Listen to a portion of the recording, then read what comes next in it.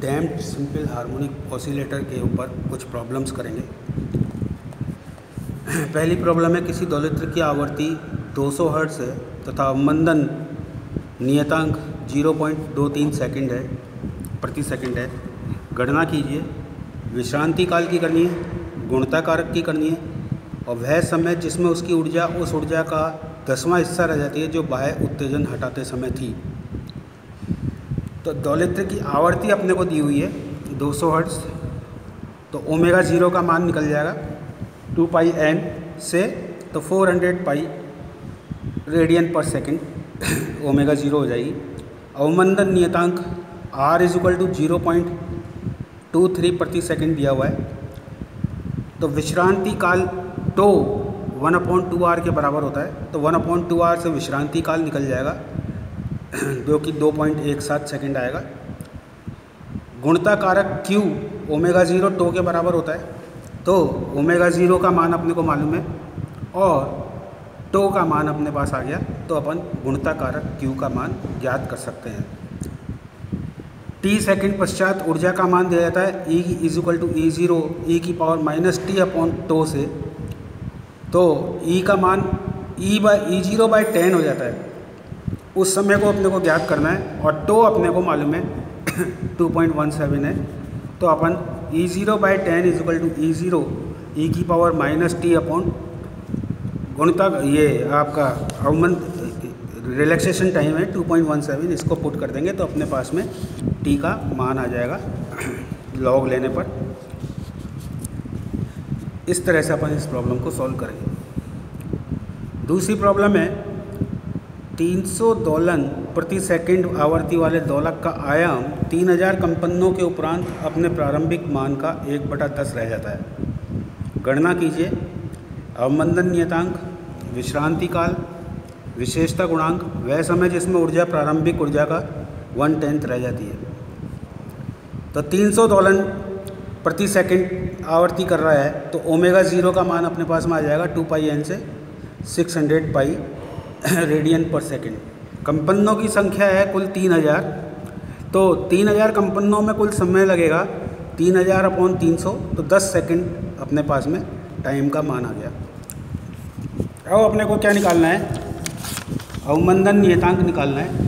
तो t second पश्चात दोलक का जो आयाम है वो दिया जाता है A = A0 e⁻RT से, और आयाम का मान दिया हुआ है कि 1/10 रह जाता है, तो A0/10 रह जाता है t = 10 सेकंड पर, यानी कि 3000 कंपनों के बाद 1/10 रह गया।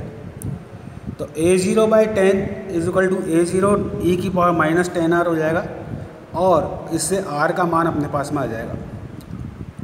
अगर अपन कैलकुलेट करेंगे तो लॉग लेके, तो अपने पास में 0.23 पर सेकंड R का मान आ जाएगा। विश्रांति काल आ जाएगा टो = 1/2R और विशेषता गुणांक ओमेगा 0 टो से आ जाएगा।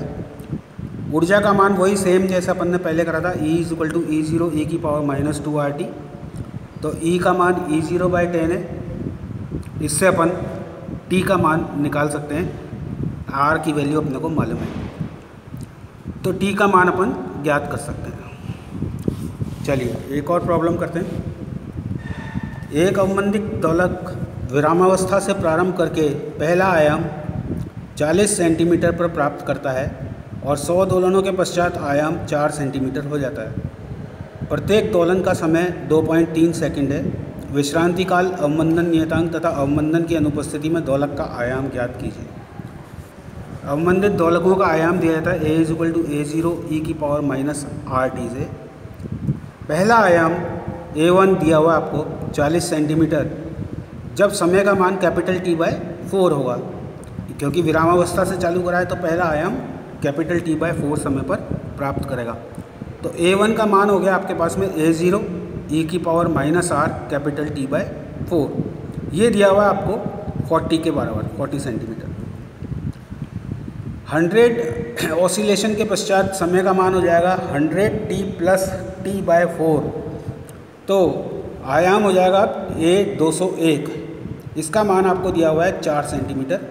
तो A201 = A0 e⁻R 100t + T/4, ये 4 दिया हुआ है।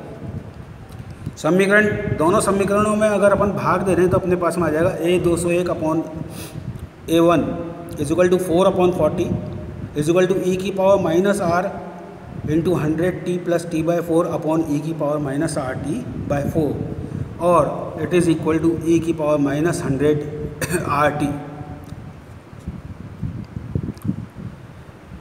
e⁻100rt आपको दिया हुआ है 10 के बराबर, क्योंकि 4/40 जो है वो 1/10 हो जाएगा, तो आपके पास में e⁻100rt का मान 10 आ जाएगा। और r का मान अपन log 10/100t हो जाएगा। कैपिटल T आपको दिया हुआ है 2.3 सेकेंड, तो इससे अपन r का मान ज्ञात कर सकते हैं। इसी प्रकार से विश्रांति काल का मान अगर अपने को निकालना है तो τ = 1/2r से निकाल लेंगे, और A1 = A0 e⁻−rt/4, तो A0 = A1 e⁻rt/4 से अपन ये वैल्यू पुट कर दें। 40, A1 40 है, e⁻r का मान अपने को मालूम है, और इसी तरह से कैपिटल T का मान अपने को मालूम है, तो अपन इससे A0 का मान ज्ञात कर सकते हैं। एक प्रॉब्लम और करते हैं अपन। 2 किलोग्राम द्रव्यमान का एक कण P अक्ष x के अनुदिश गति कर रहा है। ये 8x संख्यात्मक मान के बल से मूल बिंदु O की तरफ आकर्षित है, और इस पर एक अवमंदन बल जिसका मान तात्कालिक चाल का 8 गुना है कार्य कर रहा है। यदि वह x = 20 मीटर की स्थिति पर प्रारंभ में विरामावस्था में हो तो गति की व्याख्या करने वाले प्रतिबंध एवं अवकल समीकरण व्युत्पन्न कीजिए, और इसकी किसी समय t पर स्थिति तथा वेग का परिकलन कीजिए। m दिया हुआ है आपको 2 किलोग्राम, रिस्टोरिंग फोर्स दिया हुआ है -8x, और डैम्पिंग फोर्स दिया हुआ है -8v।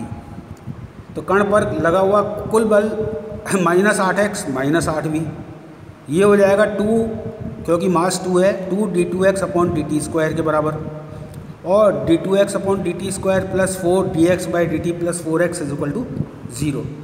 ω02 = 4 हो जाएगा आपका, और 2r भी 4 के बराबर है। यह गति के ये बिल्कुल अवकल समीकरण आ गया आपके पास में डैम्प्ड हार्मोनिक ऑसिलेटर का। और x = x0 e⁻−rt sin ωt + y से अपन इधर वैल्यू रख सकते हैं। -r की वैल्यू 2 रखी अपन ने, और ओमेगा की वैल्यू भी 2 रख दी। प्रारंभ में t = 0 पर x = 20 मीटर दिया हुआ है आपको, तो अपने पास में आ जाएगा 20 = x0 sin psi, और v = हो जाएगा dx/dt, तो x0 e⁻−2t -2 sin 2t + psi + 2 cos 2t + psi।